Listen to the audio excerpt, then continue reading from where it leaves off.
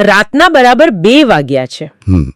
દિલ્હીના એક નાના સાધારણ ભાડાના રૂમમાં ગરમીથી બચવા પંખો ફૂલ સ્પીડમાં ચાલી રહ્યો છે અને ત્યાં યુપીએસસીની તૈયારી કરતો એક યુવાન વિદ્યાર્થી બેઠો છે. તે માનસિક અને શારીરિક રીતે મતલબ કે સંપૂર્ણપણે થાકી ગયો છે. સાચી વાત. ટેબલ પર પુસ્તકોનો ઢગલો છે અને મનમાં નિષ્ફળતાનો ડર. એક તરફ તેના પર પરિવારની અપેક્ષાઓનું ભારે દબાણ છે અને બીજી તરફ તેના ફોનમાં ટેલિગ્રામ પર લાસ્ટ 30 ડેઝ માસ્ટર સ્ટ્રેટેજીના મેસેજ સતત પિંગ પિંગ કરીને આવી રહ્યા છે. અરે બાપરે, એ પ્રેશર તો ખરેખર ભયંકર હોય છે. બિલકુલ. અને જાણે આટલું ઓછું હોય તેમ ઇન્સ્ટાગ્રામ ખોલતા જ તેના મિત્રો વિદેશી યુનિવર્સિટીના કે યુરોપ ટ્રીપના ફોટા મૂકી રહ્યા છે. આ બધું જોઈને તે વધુ હતાશ અને એકલો અનુભવે છે. ફોમો એટલે કે fear of missing out. Right. તે ભવિષ્યથી ડરેલો છે. ત્યારે જ અચાનક યુટ્યુબનો અલ્ગોરિધમ તેને એક વિડિયો બતાવે છે જેનું શીર્ષક છે પોતાની ડ્રીમ લાઈફ મેનિફેસ્ટ કરો. તમે અબન્ડન્સથી માત્ર એક વાઇબ્રેશન દૂર છો. વાહ, શું ટાઈમિંગ છે. હા, જરા વિચારીએ. આ વાક્ય સાંભળીને તે હતાશ વિદ્યાર્થીના મગજમાં ડોપામાઇનનો કેવો ઉછાળો આવ્યો હશે. તેને તે ક્ષણ માટે કેટલી અદ્ભુત રાહત અનુભવાતી હશે. એકદમ સાચી વાત છે. એને લાગ્યું હશે કે બસ હવે બધું કંટ્રોલમાં છે. એક્ઝેક્ટલી. તો આજે આપણી આ ગહન ચર્ચામાં આપણે આ 2 વાગ્યાના ચમત્કારિક વચન પાછળની કડવી વાસ્તવિકતા અને મેનિફેસ્ટેશન ઇન્ડસ્ટ્રીના અર્થશાસ્ત્રને ડીકોડ કરીશું. અને આજના વિશ્લેષણનો આધાર વિજેન્દર મસીજીવીના એક YouTube video the dark truth about manifestation culture ના કેટલાક અંશો છે. હા, આપણે એ ઊંડાણમાં જઈશું કે શું આ કલ્ચર ખરેખર માનસિક શાંતિ આપે છે કે પછી તે માત્ર આધુનિક સમયની ચિંતાઓનો વ્યાપાર કરે છે. પણ હા, ચર્ચા શરૂ કરતા પહેલા હું સ્પષ્ટ કરી દઉં કે આપણો ઉદ્દેશ્ય આ સ્ત્રોતમાં વ્યક્ત કરાયેલા કોઈપણ રાજકીય કે સામાજિક મંતવ્યોનું સમર્થન કરવાનું બિલકુલ નથી. બરાબર. આપણે કોઈ સાઈડ નથી લેતા. બિલકુલ નહીં. આપણે માત્ર સ્ત્રોતમાં આપેલી માહિતીનું તટસ્થ વિશ્લેષણ કરી રહ્યા છીએ અને આ ટ્રેન્ડ પાછળના મનોવિજ્ઞાનને સમજવા માંગીએ છીએ. રાઈટ. તો ચાલો આને થોડું સમજીએ. પેલો 2 વાગ્યે જાગતો વિદ્યાર્થી જે ક્ષણિક રાહત અનુભવે છે તે મફત નથી આવતી. ના, જરાય નહીં. તેની પાછળ એક આખું અર્થશાસ્ત્ર છુપાયેલું છે. એટલે હું વિચારતી હતી કે આખરે આ કલ્ચરમાં એવું તે કેવું આકર્ષણ છે કે લોકો, ખાસ કરીને આજકાલના યુવાનો, તેના તરફ આટલા ખેંચાઈ રહ્યા છે. મને એવું લાગે છે કે જ્યારે વાસ્તવિક દુનિયામાં આપણા હાથમાં કંઈ જ નથી હોતું, બધું વેરવિખેર હોય છે, ત્યારે આ મેનિફેસ્ટેશન આપણને એક આભાસી પાવર આપે છે. એ વાત 100% સાચી છે. આનો સીધો સંબંધ આપણી આધુનિક જીવનશૈલીની થકાવટ સાથે છે. સ્ત્રોત બહુ જ સ્પષ્ટપણે નોંધે છે કે આધુનિક જીવનશૈલીએ લોકોને મતલબ કે માનસિક રીતે નીચોવી નાખ્યા છે. બહુ જ ખરાબ રીતે. હા, આજે નોકરીની કોઈ જ સ્થિરતા નથી. જેને આપણે ગીગ ઇકોનોમી કહીએ છીએ તેમાં પેન્શન કે સુરક્ષા જેવું કંઈ બચ્યું જ નથી. માણસ સવારે ઉઠે ત્યારથી સતત દોડતો જ રહે છે. હા, અને મોંઘવારી જુઓ, દેવાનો બોજ વધી રહ્યો છે. બિલકુલ. લોકોમાં એકલતાનું પ્રમાણ ચરમસીમા પર છે. અને સૌથી મોટી વાત એ છે કે સરકાર કે મોટી સંસ્થાઓ પરથી લોકોનો વિશ્વાસ ઉઠી ગયો છે. કોઈને એવું નથી લાગતું કે સિસ્ટમ તેમને બચાવશે. રાઈટ. કોઈ મદદ કરવા નથી આવવાનું એવો અહેસાસ. એક્ઝેક્ટલી. એટલે આવી ભયંકર અસ્થિરતા વચ્ચે મેનિફેસ્ટેશન લોકોને એક પોર્ટેબલ સેન્સ ઓફ કંટ્રોલ આપે છે. ઓ, પોર્ટેબલ સેન્સ ઓફ કંટ્રોલ. એટલે કે પરિસ્થિતિ ભલે ગમે તેટલી ખરાબ હોય, કંટ્રોલ તમારા પોતાના મગજમાં છે એવો અહેસાસ. ખરું ને? બરાબર. તે તમને એવું સમજાવે છે કે બહાર ભલે ગમે તેટલી અરાજકતા કેમ ન હોય, જો તમે તમારા વિચારોને એક ચોક્કસ ફ્રીક્વન્સી પર સેટ કરશો તો તમે બધું જ નિયંત્રિત કરી શકશો. જાણે હાથમાં રિમોટ કંટ્રોલ આવી ગયું હોય. હા, વાસ્તવમાં આ એક સાયકોલોજીકલ મિકેનિઝમ છે જ્યાં મગજ અસલામતી સામે રક્ષણ મેળવવા માટે કોઈ પણ ભ્રમ સ્વીકારવા તૈયાર થઈ જાય છે, કારણ કે વાસ્તવિકતા પચાવવી બહુ અઘરી છે. અને આ અહેસાસ વેચવાની કિંમત શું છે ખબર છે? શું છે? સ્ત્રોતના આંકડાઓ મુજબ આ હવે $6.8 ટ્રિલિયન વેલનેસ ઇકોનોમી બની ગઈ છે. બાપરે, 6.8 ટ્રિલિયન? હા, અને તે બહુ ઝડપથી $10 ટ્રિલિયન સુધી પહોંચવાની તૈયારીમાં છે. જરા કલ્પના કરીએ, આ રકમ દુનિયાના ઘણા મોટા દેશોના કુલ જીડીપી કરતાં પણ વધારે છે. એ તો છે જ. મને તો એવું લાગે છે કે આ ઇન્ડસ્ટ્રી જાણે કે મૂડીવાદનો એક આધ્યાત્મિક કસ્ટમર કેર ડિપાર્ટમેન્ટ બની ગઈ છે. આધ્યાત્મિક કસ્ટમર કેર ડિપાર્ટમેન્ટ. વાહ, આ બહુ સરસ સરખામણી છે. હા, મતલબ જેવી તમારી અંદર ચિંતા વધે કે તરત જ આ ડિપાર્ટમેન્ટ તમને મોક્ષ અને શાંતિનું વચન આપતો પ્રોડક્ટ લઈને હાજર થઈ જાય છે કે ભાઈ લો, આ કોર્સ કરી લો, બધું સારું થઈ જશે. અહીં રસપ્રદ બાબત એ છે કે આ ખરેખર એક નવા ધર્મ જેવું જ કામ કરી રહ્યું છે. જો આપણે ઐતિહાસિક રીતે જોઈએ તો અગાઉ ધર્મ લોકોને તેમના વર્તમાન દુઃખ સહન કરવા માટે મૃત્યુ પછી મોક્ષ અથવા સ્વર્ગનું વચન આપતો હતો. રાઈટ, કે અત્યારે ભલે તકલીફ હોય, ઉપરવાળાના દરબારમાં ન્યાય મળશે. હા, ધર્મ કહેતો કે અત્યારે સહન કરી લો, ઉપર ફળ મળશે. પરંતુ આ નવો સેલ્ફ હેલ્પ કેપિટલિઝમ તમારા વર્તમાન દુઃખ અને કષ્ટને જ એક માર્કેટ બનાવી દે છે. મતલબ કે એ લોકો તમારા દુઃખમાંથી પણ પૈસા કમાય છે. બિલકુલ. તે તમને કહે છે કે મોક્ષ માટે મૃત્યુની રાહ જોવાની જરૂર નથી. તમે હમણાં જ $500નો કોર્સ ખરીદો, આ ક્રિસ્ટલ પહેરો અને હમણાં જ મેનિફેસ્ટ કરો. અરે વાહ, ઇન્સ્ટન્ટ મોક્ષ. એક્ઝેક્ટલી. તે ભૌતિક પ્રોડક્ટ્સ નથી વેચતું. તે વાસ્તવમાં તમારી લાગણીઓનું નિયંત્રણ એટલે કે ઇમોશનલ રેગ્યુલેશન વેચે છે. આ ઇમોશનલ રેગ્યુલેશનની વાત બહુ ઊંડી છે. પણ આ વિશાળ ઇકોનોમી કામ કેવી રીતે કરે છે?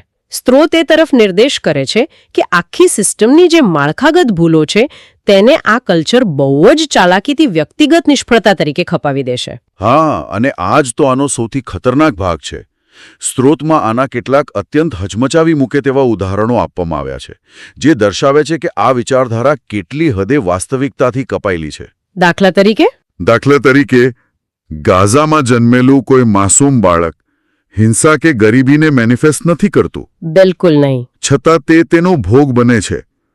એવી જ રીતે ઓફિસમાં કે સમાજમાં પિતૃસત્તાક માનસિકતાનો સામનો કરતી મહિલાએ તે ભેદભાવને પોતાના નીચા વાઇબ્રેશનથી આકર્ષિત નથી કર્યો. એકદમ સાચી વાત. એમાં એનો કોઈ જ વાંક નથી હોતો. અથવા કોઈ બેરોજગાર યુવાન જે નોકરી માટે દર ભટકી રહ્યો છે, તેણે પોતાની બેરોજગારીને ઇરાદાપૂર્વક મેનિફેસ્ટ નથી કરી. હા, આ બધી તો માળખાગત એટલે કે સ્ટ્રક્ચરલ સમસ્યાઓ છે. અર્થતંત્રની મંદી કે યુદ્ધ કોઈ વ્યક્તિના વિચારોનું પરિણામ નથી હોતા. છતાં જુઓ, મેનિફેસ્ટેશન સંસ્કૃતિ, વર્ગ, જાતિ, લિંગ અને સદીઓ જૂની ઐતિહાસિક અસમાનતાને સંપૂર્ણપણે ગાયબ કરી દે છે. એટલે કે તેઓ આ બધી સમસ્યાઓ અસ્તિત્વ જ નથી ધરાવતી એવો ઢોંગ કરે છે. હા, આ કલ્ચર મુજબ જો તમે બેરોજગાર છો તો વાંક અર્થવ્યવસ્થાનો કે સરકારની પોલિસીનો નથી, વાંક તમારી ફ્રીક્વન્સીનો છે. અરે ભગવાન!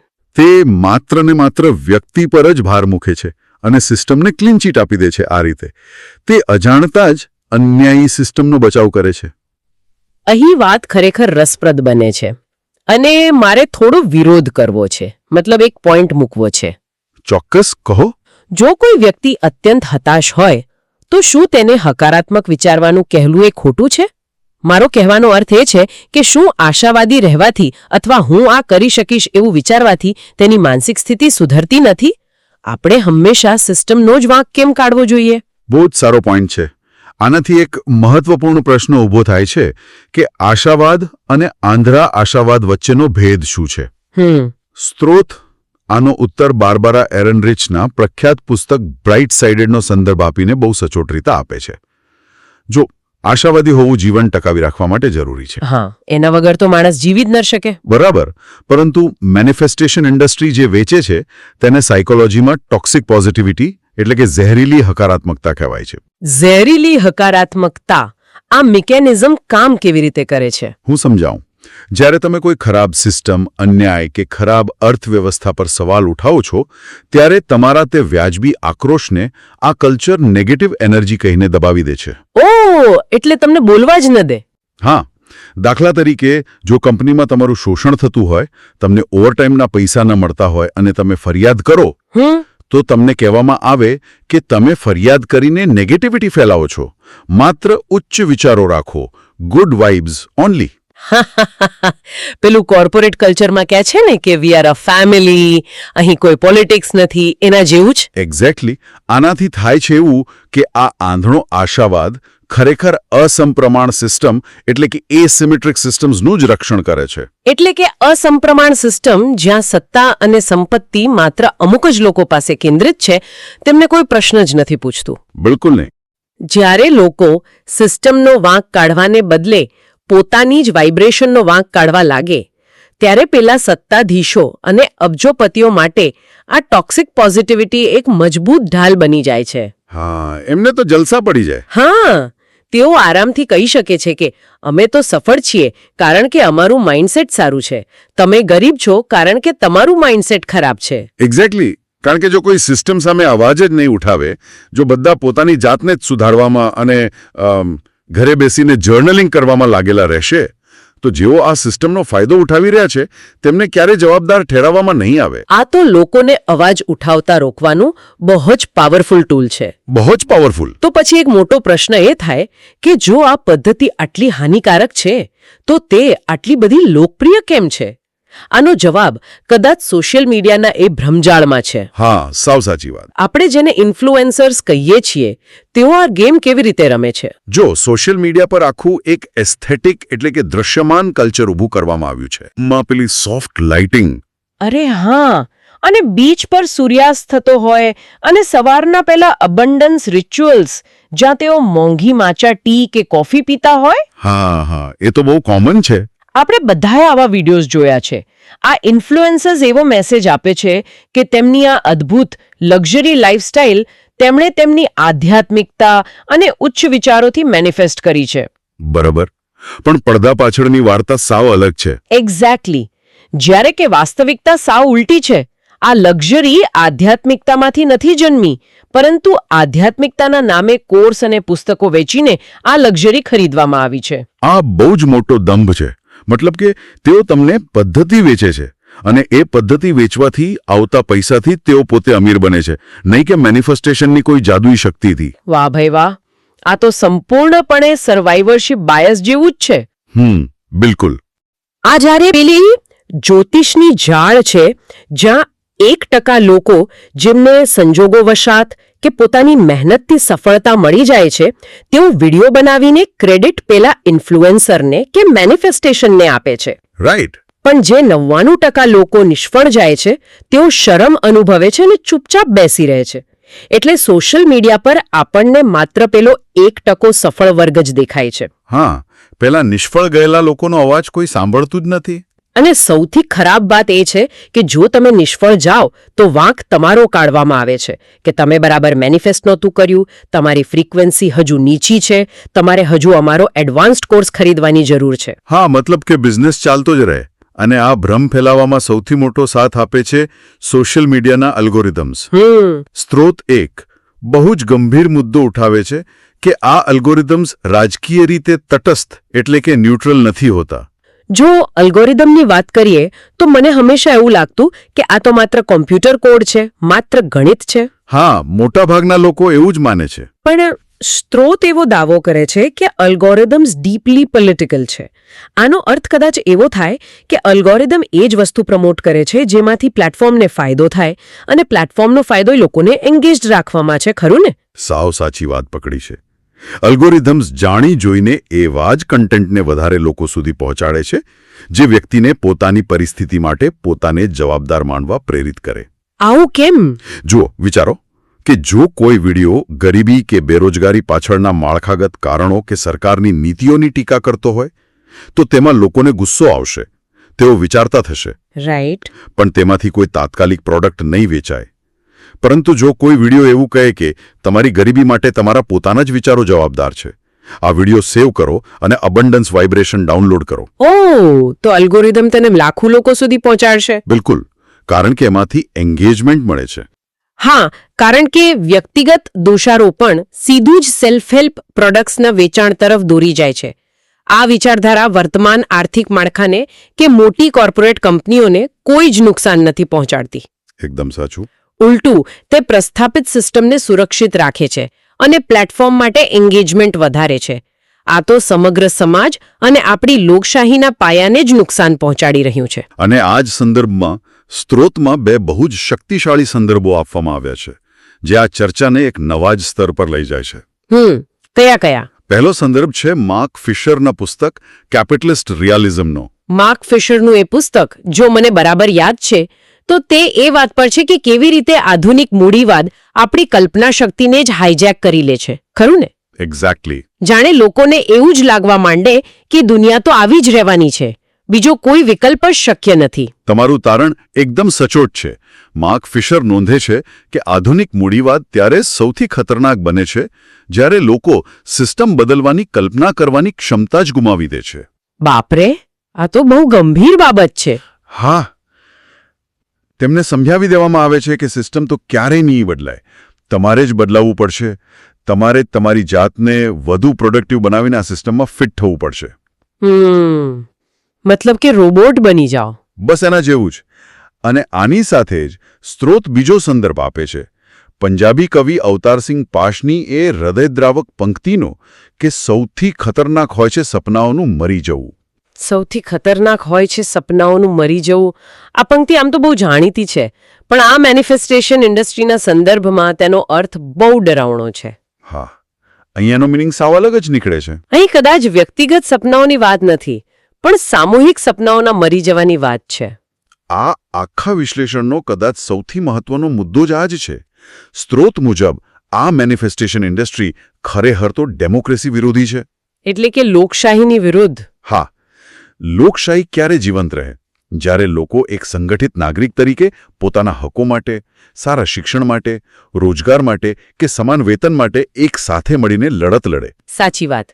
પરંતુ આ ઇન્ડસ્ટ્રી નાગરિકને મિટાવીને તેને એક સેલ્ફ મેનિફેસ્ટિંગ ઇન્ડિવિજ્યુઅલ બનાવી દે છે. એટલે કે તમે તમારી ઓફિસમાં ખરાબ વર્ક કલ્ચર કે ઓછા પગાર સામે અવાજ ઉઠાવીને યુનિયન બનાવવાને બદલે સવારે 5 વાગે ઉઠીને તમારા રૂમમાં બેસીને પગાર વધારા માટે જર્નલિંગ કરો છો. એક્ઝેક્ટલી. આમ જે શિક્ષણ, રોજગાર અને સન્માન મેળવવા એ એક સામાજિક અને સામૂહિક પ્રક્રિયા હોવી જોઈએ, તેને આ કલ્ચર સંપૂર્ણપણે ખાનગી અને વ્યક્તિગત બનાવી દે છે. તો આ બધાનો અર્થ શું છે? જો આપણે આને મોટા ચિત્ર સાથે જોડીએ તો આપણને સમજાશે કે આ બધું કોઈ શૂન્યાવકાશમાં નથી બન્યું. જ્યારે કોઈ પણ સમાજમાં સામૂહિક આશા, લોકોનું સન્માન અને આર્થિક સ્થિરતા ખતમ થવા લાગે છે ત્યારે જ આધ્યાત્મિકતાના નામે ચાલતી આવી વ્યાપારી ઇન્ડસ્ટ્રીઝનો ઉદય થાય છે. બરાબર. તેઓ બહુ જ ચતુરાઈથી લોકોની અસલામતી, ડર અને કોઈ સુરક્ષિત શરણ શોધવાની વૃત્તિનું આર્થિક શોષણ કરે છે. ખરેખર તેમને ખુશી આપી રહ્યા છે કે પછી તેઓ વાસ્તવિક દુનિયાની સમસ્યાઓથી ભાગી રહ્યા છે? બિલકુલ વિચારવું જોઈએ. આ ઇન્ડસ્ટ્રીએ આપણી કલ્પના શક્તિ પર કબજો જમાવી લીધો છે. તે આપણને એવા ગ્રાહકોમાં ફેરવી નાખે છે જે સતત પોતાની જાતને સુધારતા રહે છે. રાઈટ. આજની જર્નલિંગ બરાબર નહોતી, આજે મેં પૂરતો ગ્રેટિટ્યૂડ ન અનુભવ્યો. આપણે બસ આમાં જ અટવાયા રહીએ છીએ અને બહારની દુનિયાને સુધારવાની જવાબદારી ભૂલી જઈએ છીએ. એટલે આનો અર્થ એવો બિલકુલ નથી કે સપના જોવામાં કે આશાવાદી રહેવામાં કોઈ બુરાઈ છે. ના, એ તો જરૂરી છે. જીવનમાં આવતા પડકારોનો સામનો કરવા માટે માનસિક મજબૂતી અને આશા બહુ જરૂરી છે. પરંતુ આપણે એ વાતનું ધ્યાન રાખવું પડશે કે આપણા સપનાઓની દિશા કોઈ એવી ઇન્ડસ્ટ્રી ન નક્કી કરે જેનો પાયો જ આપણી અસલામતી અને આપણા ડર પર રચાયેલો હોય. એકદમ સાચું. વાસ્તવિકતાનો સામનો કરવાની હિંમત કેળવવી એ સાચો આશાવાદ છે, નહીં કે આંખો બંધ કરીને બધું જ સારું છે એવો ભ્રમ પાડવો. રાઈટ. તો આ વિશ્લેષણના અંતે આપણા શ્રોતાઓ માટે એક અંતમ અને નવો પ્રશ્ન વિચારવા જેવો છે, જે સ્ત્રોતમાં સીધો નથી અપાયો પણ ચર્ચાને એક રસપ્રદ વળાંક આપે છે. શું છે એ પ્રશ્ન? જરા કલ્પના કરીએ, જો પૃથ્વી પરનો દરેક માણસ એટલે કે 8 અબજ લોકો એક જ સમયે પોતાની વ્યક્તિગત ઈચ્છાઓ, ધન સંપત્તિ અને અબન્ડન્સને સંપૂર્ણપણે મેનિફેસ્ટ કરવામાં સફળ થઈ જાય. અને તે પણ એવી દુનિયામાં જ્યાં ભૌતિક સંસાધનો અત્યંત મર્યાદિત છે, તો તે દુનિયા કેવી દેખાશે? શું તે એક સુંદર સ્વર્ગ હશે કે પછી ભયંકર અરાજકતા અને સંપૂર્ણ સ્પર્ધાથી ભરેલી એક ખતરનાક જગ્યા? બાપરે, આ તો માઇન્ડ બ્લોઈંગ વિચાર છે. શું આપણી વ્યક્તિગત અને અમર્યાદિત ઈચ્છાઓ ક્યારેક સામૂહિક ભલાઈ અને પૃથ્વીના અસ્તિત્વ સાથે સીધી રીતે ટકરાય છે ખરી? આ ખરેખર વિચારવા મજબૂર કરી દે તેવો પ્રશ્ન છે અને આ પ્રશ્ન સાથે આપણે પાછા જઈએ પેલા રાતના 2 વાગે જાગતા દિલ્હીના રૂમમાં બેઠેલા વિદ્યાર્થી પાસે. હા, કદાચ તેને માત્ર એક મેનિફેસ્ટેશનના વિડીયોની નહીં પણ એક એવી વાસ્તવિક સિસ્ટમની જરૂર છે જ્યાં તેની મહેનતનું યોગ્ય મૂલ્ય હોય બિલકુલ. અને તેને સતત અસુરક્ષાના ડર વિના જીવવાનો મૂળભૂત અધિકાર મળે. એકદમ સાચી વાત કહી. અને આ સાથે જ આજના વિષયનું આપણું આ ગહન વિશ્લેષણ અહીં સમાપ્ત કરીએ છીએ. હા, આટલા જટિલ વિષયના વિવિધ પાસાઓને સમજવાની આ સફરમાં જોડાવા બદલ આપ સૌ શ્રોતાઓનો ખૂબ ખૂબ આભાર. ફરી મળીશું એક નવા વિષય અને નવી ચર્ચા સાથે. આવજો. આવજો.